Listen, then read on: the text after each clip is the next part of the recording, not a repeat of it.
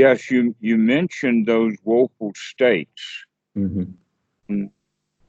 One of the things that is hard to bring to the student is how much of their day, how much of their Yeah. time is spent Mm-hmm. in those woeful states, Mm-hmm. that we only wake up occasionally, and that the more often that we wake up, the more we see that generally our thoughts are of not much value. Yeah. I was just reflecting upon that last night, uh, because let us say that yesterday was an active day, including going to the hospital, going to uh, get the television system fixed, and buying a washing machine and this kind of stuff for Tam, because today is actually her birthday. So all of that was done in celebration of her birthday. But anyway, after all of that was done, I took a nap, and then she just left me asleep. So what that means is that now I'm woke up in the middle of the night, and there really is no place to go and nothing to do except to stay there and kind of watch the mind, Mm-hmm. or to let the mind roll on, which is normally what it will do, whether we're awake or asleep. So Yeah. last night was very interesting, um, in the sense of recognizing that it's so easy to fall into just letting the thoughts roll on, and they will wind up in one of the woeful states. Mm-hmm. You can just, and that it generally has to do with the past, Mm-hmm. almost as about trying to fix old business. Mm-hmm. Now that everything current is really hunky dory, let's go back and try to repair some of the past. That seems to be what the mind wants to do, Yeah. or that's its indication to do. Yeah. Uh, For me, it's also pretty often, though I'm still I'm still yeah, enjoying my restlessness lots of times. So for me, it's also about future, but I can totally see how that is like tinted from past experiences. So I projected them in the future, and then I think about stuff that could be there according to what happened or what I think that happened already. what you said is so spot on. I don't even think that I mentioned it that way, but what you just said is completely accurate in the sense that the future is nothing more than our projection of the past. That our future always has to do with making plans to fix something that happened in the past, or some idea, some concept, some argument. Mm. Uh, and that sometimes relationships kind of feel like that they're in, irreconcilable, and that you've reached out to someone and they reject you, and you've reached out again and they rejected you, etc., like that. And so the mind will try to fix a way to get it solved, that we don't like that incompleteness, rather than just letting that go too. uh, that disasters happen, and sometimes it's not even necessary to try to clean up the wreckage, Mm. because that is in fact going back into the past, and now we're reconstructing it.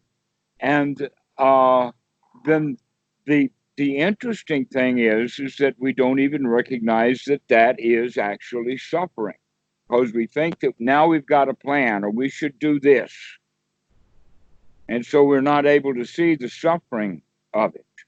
Mm. until we actually then come back to the present moment with the thought of the relief of, wow, I'm glad I woke up that I don't have to think about that right now. Mm. Yeah, but I have the feeling that if you wanna reconcile something, you have to do it from the here now, and like don't go in the story so much as talk about like uh, what the feeling was that brought you to do some action that maybe was like hurtful for some other people or something. But as Yes, all of that, yeah, all of that is all in the past. Whether we're looking just a little in the past, or a little bit further in the past, or looking for the setup. You see, the human mind is actually a problem-solving hmm mechanism. hmm And so we kind of invent problems to solve when there's no problem to solve. And that's one of the most important things to learn about the Dhamma that the Buddha is teaching. That's the wisdom of it all, is that when are we ever going to stop being a problem-solving machine, because we've now solved the problem. The important problem has just been solved. And yet we don't want to take credit for the fact that, hey, I just solved all of my world's problems by simply not thinking about them.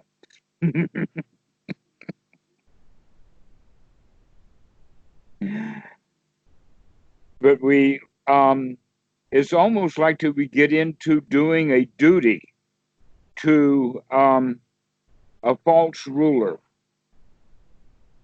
mm, That this happened in Germany, that the people of Germany fell into following a false ruler. They kind of knew he was false. The same thing is happening in the United States with Donald Trump. Is most of the people, I think, who are following him know that it's the wrong thing for them to be doing. But because of all of the old circumstances that are set up around it, mm, for instance, false promises. That if somebody promises you something, it is actually painful to come to the realization that you're not going to get what they promised you. and that you've been fooled. They don't deliver what they promised you. And that I think that that's a major aspect of why people still support Donald Trump, is because they can't bring themselves to admit what they know is true, and that is that he did not give them what he told them he was going to give them. That he worked up like a mob or a crowd. And you can see almost any mob scene never works out the way that the mob, when they get worked up, think it's going to go. It always winds up in a disaster. And so if we recognize, wait a minute, that happens within each individual's own mind. Yeah. That we join a mob because we're going along with something that's already there within our own mind. And so recognizing that while I talk about it as an old habit pattern of the mind,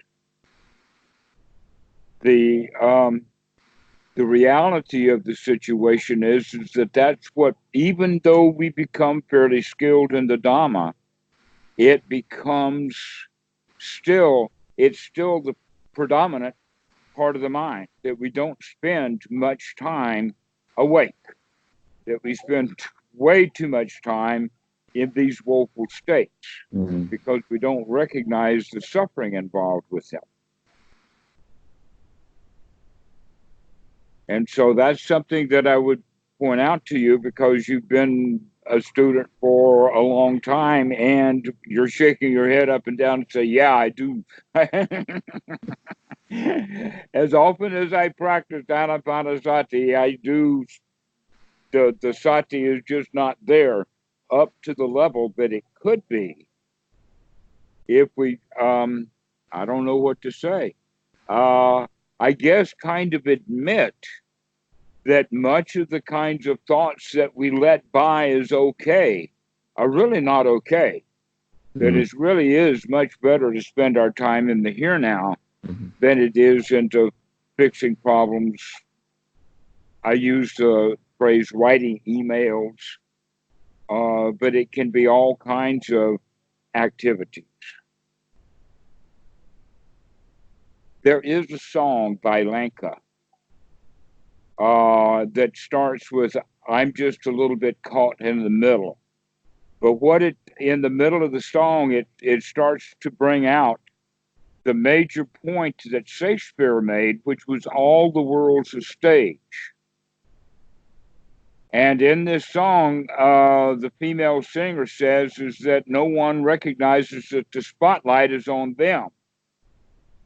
But it's really the other way around. Everybody thinks that the spotlight is on them and that we've got to perform. But at the end of the song, it goes into a round to where she says one thing and then the chorus says something else, and they go back and forth that way.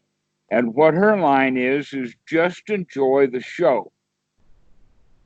And the audience or the chorus is singing, I want my money back, in the sense of the show. They paid for the show. They want the show. They don't like it. And so now they want their money back. We're disgruntled with it. Rather than recognizing that all life is just a show, if we're here for it. But when we're enraged to the point of wanting our money back, wanting to change something, wanting to fix it, that means we're not enjoying the show right then. We're in a state of dissatisfaction. And so recognizing that we spend too much time in the hindrances or in these woeful states, that the more you recognize that you're in the woeful state, then the easier it is to come out of it. Yeah, I think this is like this brings to light why this practice isn't useful, and also brings up great motivation for me, which is but not that kind of motivation that you have to bring up in advance, but the motivation that comes up here now to like it just becomes so clear that this is just a bad idea to stay in this Exactly. In the sense of just look at what, wake up, look at what you're doing. You could be laying here in bed and having a ball all on your own, just experiencing the bed and experiencing the coolness and all of that kind of stuff. And what we're doing, we're worried about something instead. Yeah. I think that's it's pretty interesting that you said it, because I also have, generally I fall asleep pretty quickly and sleep pretty good, but sometimes I have a day where I can't fall asleep, and this is also what I do then. I because actually everything is fine. I'm just like laying here and everything is good, but I'm worrying so much about like, oh man, I'm gonna be tired tomorrow if I don't fall asleep now, and yeah. Yeah, so that worry, in fact, is, first off, and the most important thing, is that it's unpleasant. And because it's unpleasant, that makes this part of the night unsatisfactory. And also stressful. And stressful, right, which means that our night had stress. And so that's what gives us a bad day tomorrow. And thinking about, oh, I'm going to have a bad day tomorrow, bingo, we've got it. We just lit the fuse on the bomb. But if we can remember, oh, this is really nice, there's no reason to think about all of that stuff. Just lay and be in a state of, this is very nice. By the way, one of the things that I noticed that happened last night with that was when I was able to throw out those unappropriate thoughts, that I recognized that I had gone right into second jhana immediately. That's all that was needed, was just throw these thoughts out. And when I threw them out, it was like there was nothing left. Yeah, yeah. It was just completely quiet. And after I experienced that for a while, then the thought came, oh, this is second jhana. Mm-hmm. But by having that thought, that took us out of second jhana. But when we stopped that thought, we could go back into it. And so it's kind of tenuous, I guess, depending upon the definitions of things like that. But that was something that was quite nice, is to just stop the thoughts. Oh, I don't have to think about this. And immediately there was nothing left of the thought. Mm. Generally, we have to talk ourselves into not talking. Yeah. And there's a lot of techniques that can be used for doing that. In other words, when I say talk ourselves into not talking, what I'm talking about is that we reach second jhana intentionally. Mm-hmm. Yeah, we have to get a taste of that stream, and then we can stay there, kind of, right? Right. And then well, there is a technique that is still used with the breathing, and that is to start working the thoughts with the breath. Yeah. So that when we breathe in, we're thinking about breathing in and talking to ourselves. And when we breathe out and do that great sigh, that time is at the end of the out breath, is when it's possible for the mind to stop. Mm-hmm. When the breathing has gone out, and it generally starts back up with the in breath.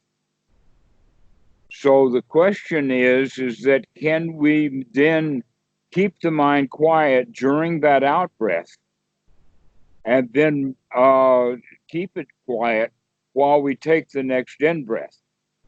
And so that would be the way to practice it. The first is to experience the breath when it's going out, that's when we can bring the mind to a stop.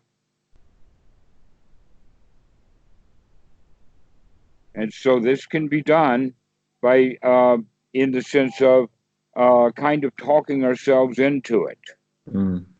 But human beings have been falling into the second jhana kind of state, or at least say whatever states that we're talking about, they have to do with not running a dialogue about it in the mind.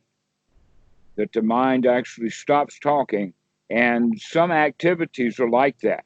Mm. Generally, things that have a great deal of weight to them. I think that this would have happened back in prehistoric days when humans were out on the hunt. Mm. And then they see that boar, and they know that if they lose eye contact with that boar, Yeah. if they lose sight of him, they'll lose him.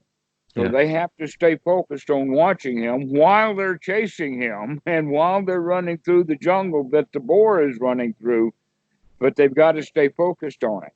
Yeah, and Go ahead.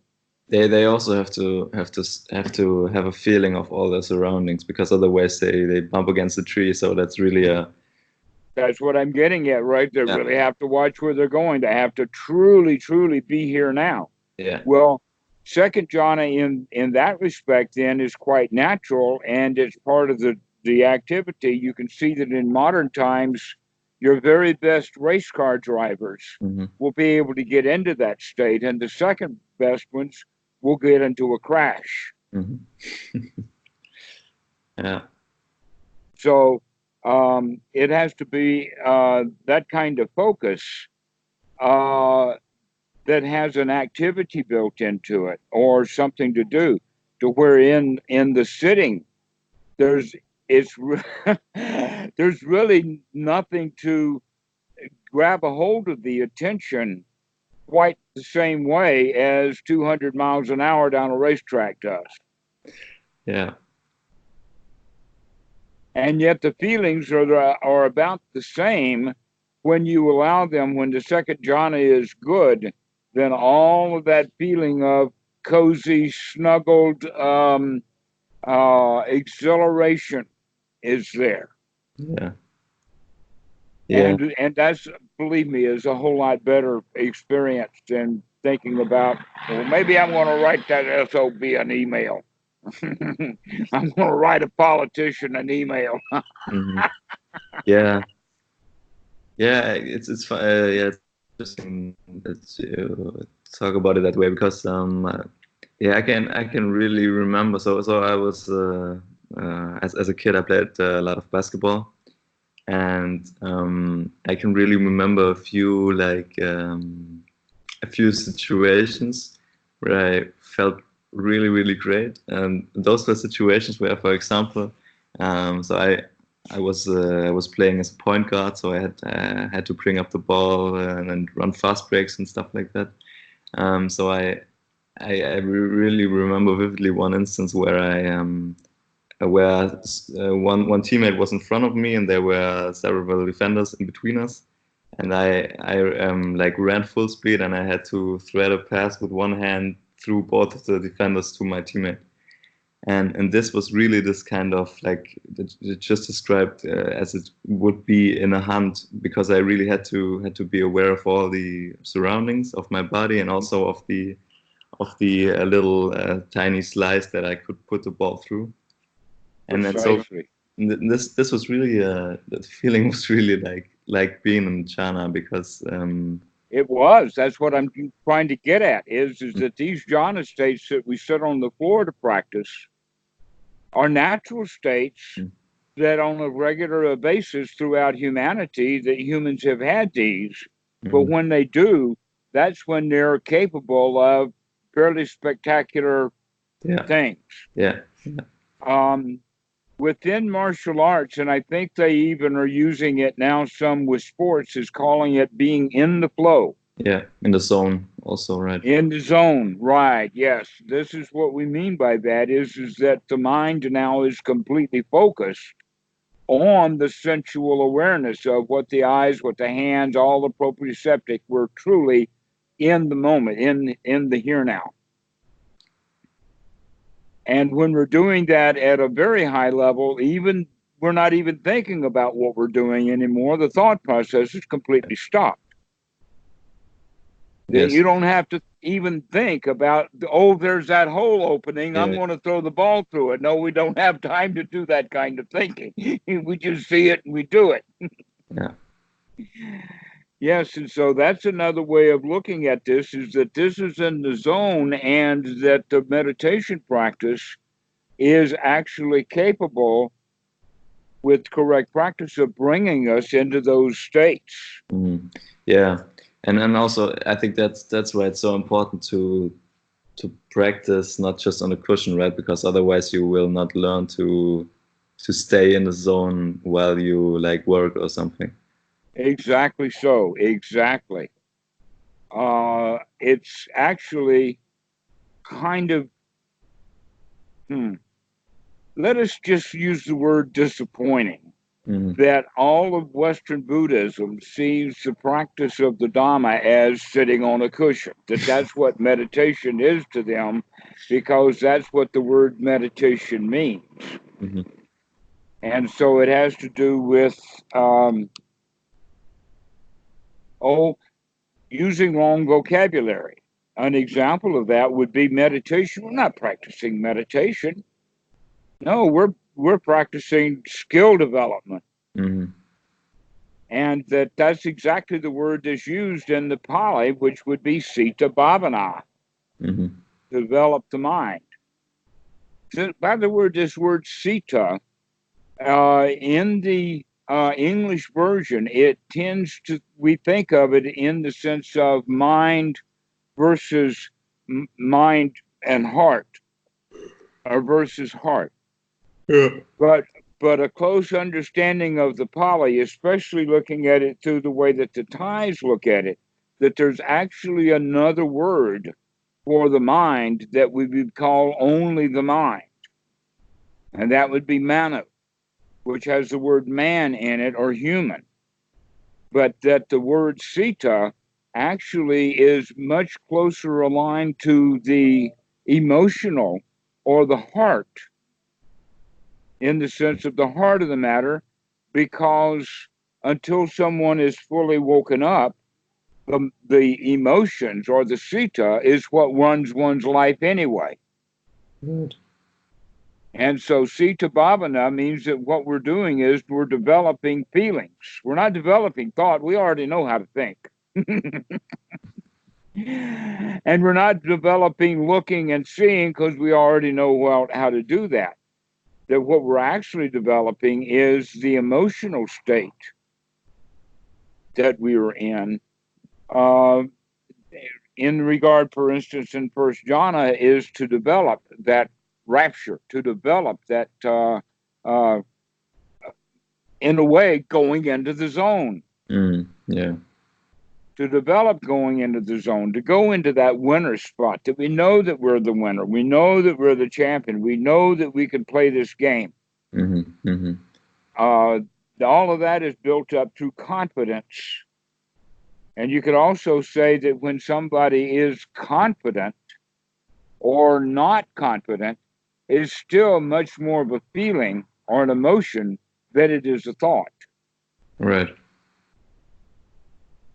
Yeah. And so when we're talking about Sita Bhavana, it's not so much that we're trying to teach a child how to do arithmetic. But we're actually, in that regard, we're trying to teach the child how to enjoy doing arithmetic. Right. Yeah. That doing arithmetic would be the manner development of the human part of the brain. But that the more important thing that schools should focus on is the Sita development, so that they raise a generation of very healthy kids who are curious and generous, because then they'll get all the education they need. But by thinking, oh, we've got to give this kid an education, even if we have to make him an unhappy, miserable lunatic, at least we taught him well. Yeah.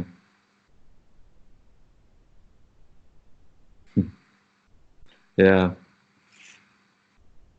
And so a lot of what the problem is that society doesn't have very good teachers. That all we have to go on is our parents. And all our parents had to go on was their parents. Yeah. Long ago. So whose problem is it? Well, it's only the fact that since I am caught in a system, only I can get myself out of this system. Right. Because everybody else is caught in the system. And when we recognize, oh, well, that's what it means is to be fully human is to go into the zone. Right. Or go into this flow state, and that it can be practiced. Yeah, so and then that what you described would be samsara, right?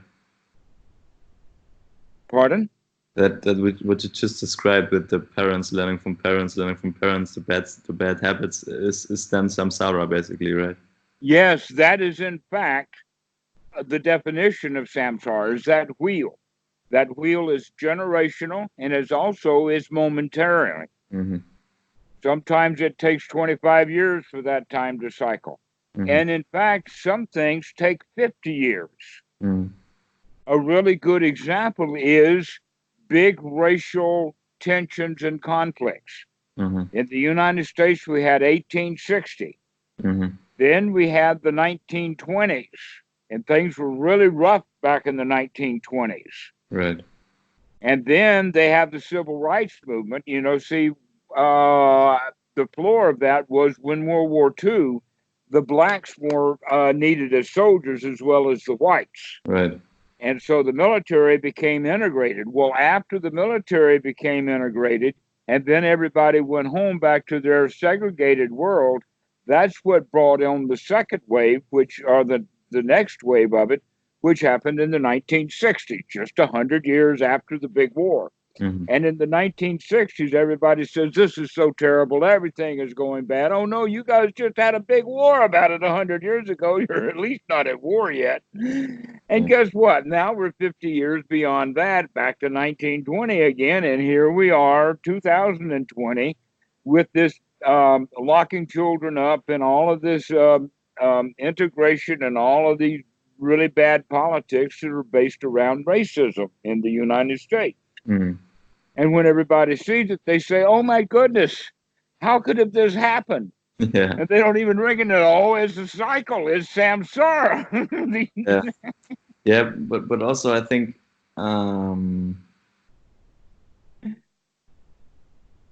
that's interesting because at least sometimes I think at least because the people who like who voted that they always had this in them because you just said that some things take 50 years and I think that's because people generally live like 60, 70 years and so there's something in them and it can come out and so that's why these bigger cycles can take longer because the people that have those ideas live longer or have those habits live Well, longer, right?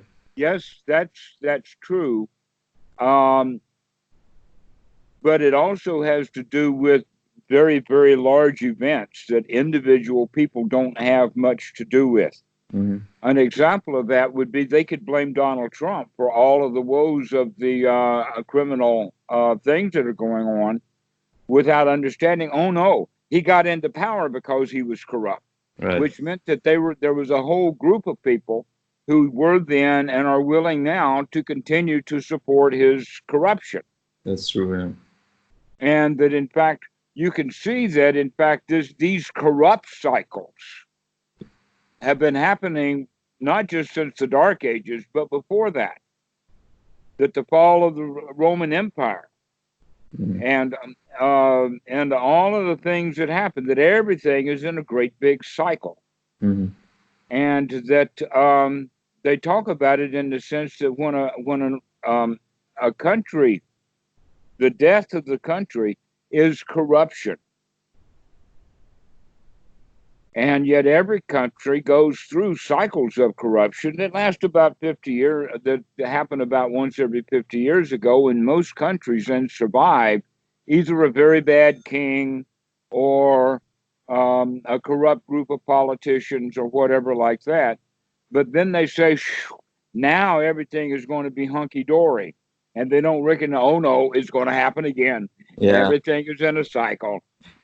But isn't that like the same way that we like in ourselves when practicing that we recognize stuff that wasn't recognized before and we can either say like oh God, that's awful, or we can say, yeah, I'm happy that I'm seeing that right now because it's been there all the time, right? Exactly so. In fact, a couple of months ago, there were a number of students who were running exactly into that point that could be stated kind of in the following way. And that is that, look, I've been meditating for quite a while now, months and months and months. And then I got really successful at it. And so I thought then that I had, because I had gotten good at it, that meant that I was actually eradicating defilements, and then they come back up, and I don't like that because I thought that I had fixed that problem, and so now I find out that I can't, or that I haven't yet. Mm. And so the answer that I was giving the guys was something like this, that if you don't shave for many years or for a long time, that first shave is really a lot of work. Yeah. You may take several razors because it dulls the razors. Getting that first big beard off is a lot of work. But then it grows back. And so you shave it again and it grows back and you shave it again. Okay. There's never going to come a time when the beard stops growing simply because you're expert at shaving. Mm-hmm. Mm-hmm. But there is a real advantage in becoming expert at shaving. Yeah. I listen to those YouTube talks. I really enjoyed them. It's a great metaphor because it's so obvious. But yeah, we fall into this trap of like thinking that, man, I've been doing this sati thing for so long. Why do I still have to do it? But actually, yeah, it's just like with the beard. Well, the answer is exactly that we're not transforming the human being at such a deep physiological level, but that we're more like training a wild animal. Yeah. And so when the dog goes out and barks in the yard, we can tell him to stop barking, but we can't get the dog to stop it completely, that he's going to continue to bark. That's his nature. Right. And so there's that barking part of our own mind. And we'll find something to bark at. Mm-hmm. And then we get so much into the barking that we forget that we're out in the yard barking when we could be laying under the tree. And I guess that's the thing that's so amazing, that and every student is going to have to see that, is that there's something inside, there's a dog or an animal inside that constantly wants to bark, constantly wants to be dissatisfied, Right. and that we still need to develop that sati to remember that we can say to that part of the mind, down boy, everything is cool, you don't have to worry. Yeah.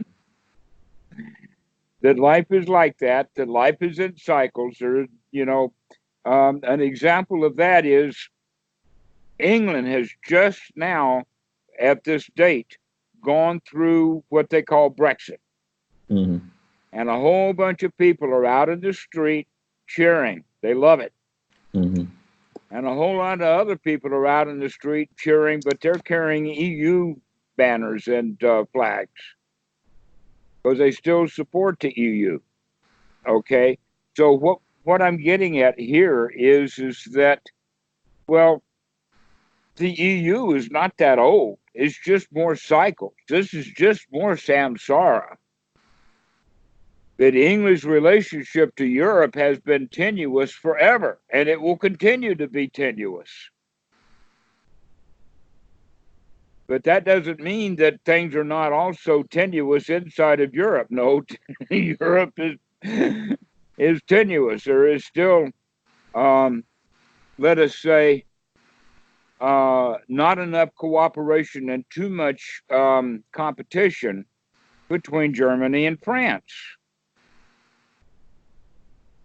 And there's always going to be issues of corruption. There's always going to be politicians who are corrupt. Another way of looking at that is that your very best people, your most honest, your most upright people wouldn't be politicians. They're having too much fun with their own lives. It's only those that are really, really greedy. They really want something. Mm. They're the ones who want to be on top of everybody else's heap, partly because they don't feel like that they're on top of their own. Yeah. I once heard I think psychotherapist. He said that, yeah, that he thinks almost all of the top politicians are like somewhat like messed up, and also all the or most of the leaders of big companies and people like that, because only they have the drive to really like do what's necessary to get there. Right, which is many times in the corporate world as well as in politics, is finding somebody to stab in the back at the right time, Mm-hmm. so that they can take advantage. Back in the Dark Ages or in the Middle Ages, there was a very, very famous piece of art that it might have to do with Dante's Inferno, but what you'll find in this piece of art is a great, huge pyramid, and that this pyramid is built out of human bodies or human beings who are all struggling to get higher, which means that whoever's above them, they're pulling on to get them down. While there's one guy at the top who's finally made it to the top, and he's got his arms in the air because he's got nobody else to grab onto. But there's 4 or 5 or 6 people who have got him by the legs, and they're pulling him down. Mm-hmm. And then at the bottom of it, it shows 1 or 2 people who have left that pile, that pyramid of greed, and are walking away from it. Now, that's the whole idea behind the Buddha, but I guess that would be also within medieval art of the idea of the renunciate, the one who just walks away from it. Yeah, but that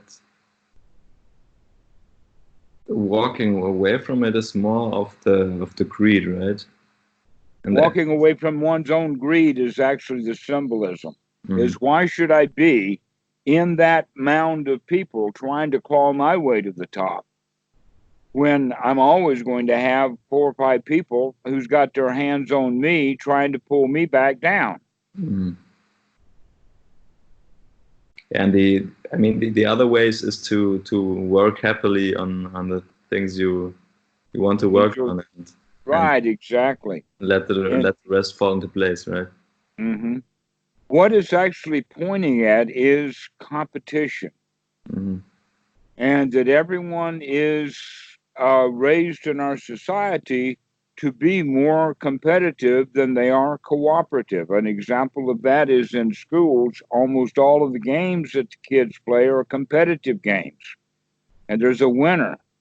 They even experimented with how can we have games where everybody enjoys the game, but there's no winner or loser. For instance, musical chairs is no fun if everybody gets a chair.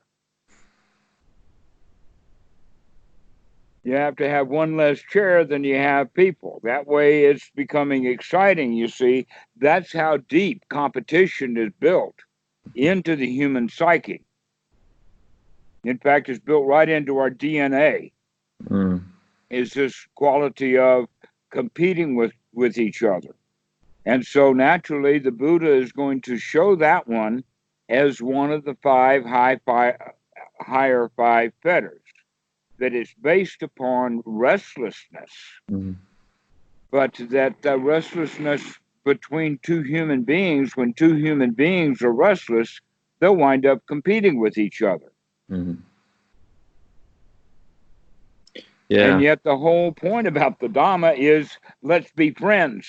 Let's not compete. Instead of competing with the Dhamma, let's just share the Dhamma and everybody gets some. That's the one thing that's so amazing about the Dhamma is there's always enough to go around. Everybody gets a whole handful of it. Yeah, but I also think that what's interesting is that, for example, in sports, everyone loves great sportsmanship, and that's basically this, right? You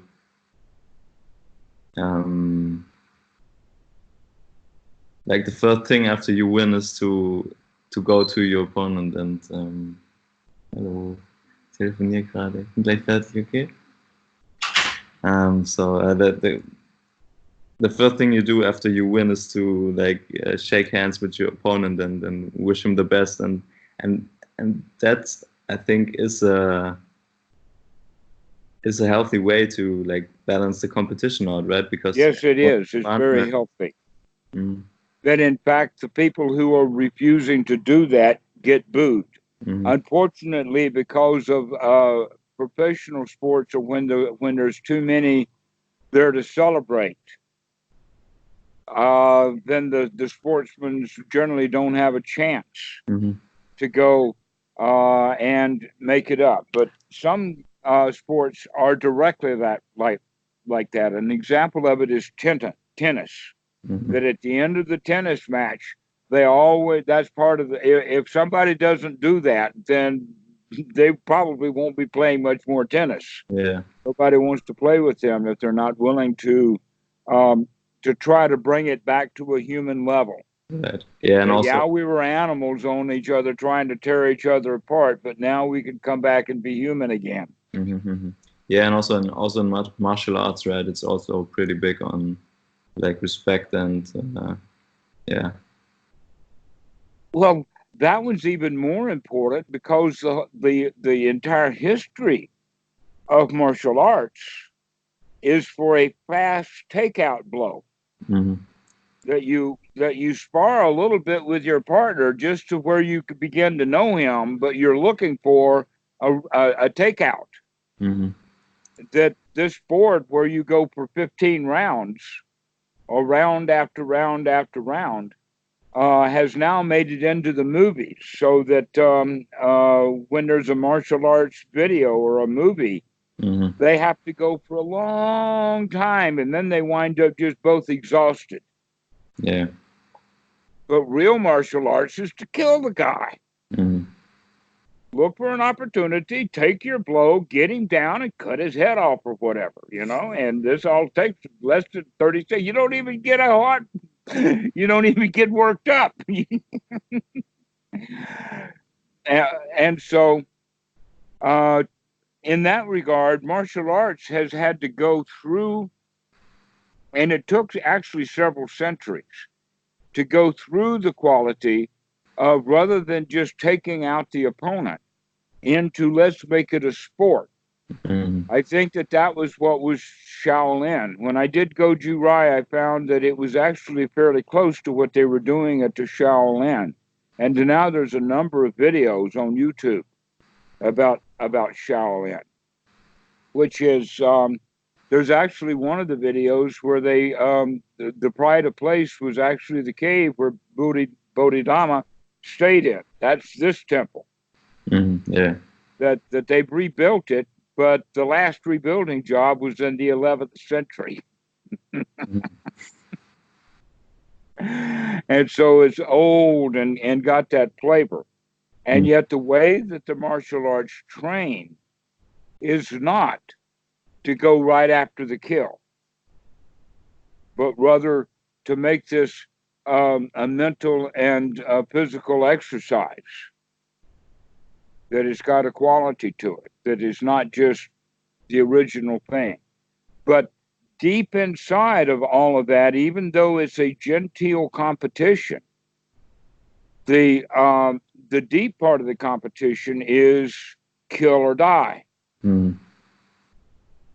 And that often on the sports field, even the kids feel that way, that Yeah. when you win, you live, and when you get defeated, you die. Mm-hmm. Mm-hmm. And so that at the base of it, then this competition that we have with everybody else comes out of our own fear. Mm-hmm. And so when we're afraid, like for instance, we're not good enough or whatever it is, then we want to try to take advantage or play the game in a way so that I win. And the best part of it is with the Dhamma is to recognize we don't have to fight. We don't have. That's so amazing. Almost all the competition in the world is unnecessary. Mm-hmm. And that, in fact, in a very kind of a healthy way, we have taken all of the really heavy competition that people used to have. I mean, humans have been at war with each other for literally millennia. Yeah. That there is something inside of us that has to do with the nesting instinct, and the territorial instinct Mm-hmm. that is still there. Mm-hmm. And so you could say that this boils up into a really, really big deal Mm-hmm. every few years. And so every few years they'd have a war. That was the history of Europe, is one war after another, after another, after another. That the whole idea of having the EU finally Mm-hmm. was to bring the wars to an end. Right. Not going to happen. Mm-hmm. No. They can, if at best, they can sublimate it. This is, in fact, one of the ways of looking at sports, is that sports is nothing but real warfare with rules so that people don't get so hurt. Right. But that competition is still at the base of it. And so the Dhamma, the teachings of the Buddha is let's see that competitive nature that we have so Mm-hmm. that we could stop competing with people. Mm-hmm. Yeah. Yeah, that's really interesting. Yeah, because um, yeah, so from my experience, like playing basketball for a few years when I was younger, actively, and still do sometimes, and it's quite interesting if I do it now because I can really see that competitive nature come up, but I can then see it and drop it, and actually have fun, and that what I yeah, when I started reading about like Dharma and everything before we talked years before we talked, I somehow got the flavor of like uh, like kind of always say yes attitude, but I realized that like in a sports example, it doesn't mean that I can't like uh, I can't. Well, yeah, I still can win the game, but from not from the perspective of like competition, but instead of like having fun and then enjoying playing the game. That's exactly right. Right. Um, when you were saying that, it reminded me that um, one of the ways of looking at Buddhism, in fact, this is a common way of looking at Buddhism, is that it's negative. Mm-hmm. It doesn't give you anything. Mm-hmm. Christianity paints a glorious story and tries to give you something. Mm-hmm. Within the context of the Buddha and the Buddha Dhamma, oh no, we're not giving you anything other than the freedom from all of the stuff that you're going to drop away. It's all negative. Mm-hmm. Um, though it sounds positive when we talk about waking up. Mm-hmm. Um, but other than that, basically what it means is to wake up to all of the problems that you've been causing while you were asleep. Right. In a way, you could say, wake up because your house is on fire Mm-hmm. and you need and you need to do something about it, like take a hike as opposed to put it out. Yeah. So then you have the concept like sunyata or emptiness Right. or the void and other things like that point to Buddhism. Oh, another one is anatta. There's no self. And so it begins to look It like also there's it not much to Buddhism. In fact, it all everything sounds has got a negative sign in front yeah of it all sounds horrible. it. And then the number one topic is dukkha, which they translate as suffering. Mm-hmm. And most people say, I'm not suffering. That's because we're looking at it wrong, but they will admit that not everything is satisfactory. They're not satisfied, Yes. that life is dissatisfying. Okay. And when we recognize, oh, well, we can drop that too. We could drop our dissatisfactions with things, and so we could become satisfied. And then they'll say, well, what about politics? Or what about global warming? Or what about those Christians? What about the Muslims? And here we're back into all of this tribalism again. And so that's part of what we need to drop is our fear of the other. Because if we're not afraid of the other, then we can be friends with him. If we're afraid of him, then we compete with him. Mm-hmm. Yeah. And that's on every level, right? You do that On on every level. yeah you do that on like I recently saw that in my at my work where different like compartments of the company were like yeah there were all those rumors that they don't like them and they don't like them, and actually it's all mind created. They never did anything together, and yet everyone thinks the other party is somehow bad people or something. There are, let us say, in many companies, there are executive plans for doing that kind of stuff. I know of precisely one example because it was so out in the open. There is a very, very tall, it may still be, at one time it was the tallest building in the world. This is in Kuala Lumpur in Malaysia. And basically because it was a twin tower, that meant that two different crews were going to be doing the different towers. And so the corporation put those two towers in competition with each other intentionally. Mm-hmm. And at one point, it actually broke out that it was going the wrong direction because they were destroying each other's raw materials.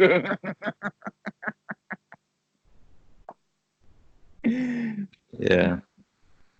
And that's when it got into the news, and then the company recognized that they'd made a huge mistake by promoting competition, thinking that if they can get these two groups to compete, that they'll build it really fast. And it basically stalled. Mm-hmm. And so, in that regard, competition is not always the better way of doing it. Cooperation is better than competition. Mm-hmm. That things do get done better. And yet, many governments are set up as competitions.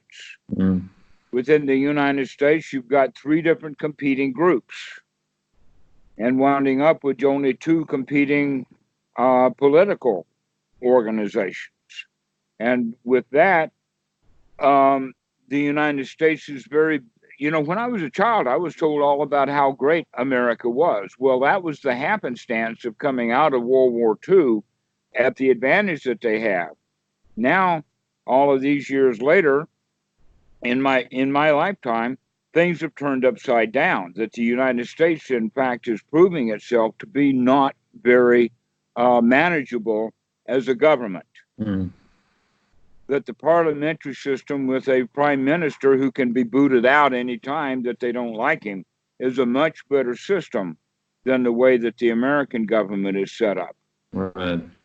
And so when democracies have come to be and formed later, they almost always will take the more European way, and very few countries have been organized around the American method because it doesn't work very well. Mm-hmm. Doesn't work for the Americans. It doesn't work for many ways. But countries, for instance, all of the third world countries have that kind of system because they recognize, with all of the problems that they do have, that it's a better system than the American one, which is built upon competition. So you generally have the parliamentary system in places like Libya or in Egypt, Afghanistan, India, Thailand is another example. So that kind of system works better than having one that's set up as being based solely on competition. That this guy gets the whole show. I guess you could talk about that in the sense of winner take all. Mm-hmm. Yeah. And so that's the kind of way that it's set up, to where in a parliamentary system, they wind up generally have to having a coalition government, that people have to wind up finding a way of getting along with each other, to where in the American system it's a winner take all, and therefore anything goes. Mm-hmm. Mm-hmm. And so the whole point about each individual one, as we learn and grow in the Dhamma, is that we don't have to live our lives competitively, that we can live a life completely cooperatively.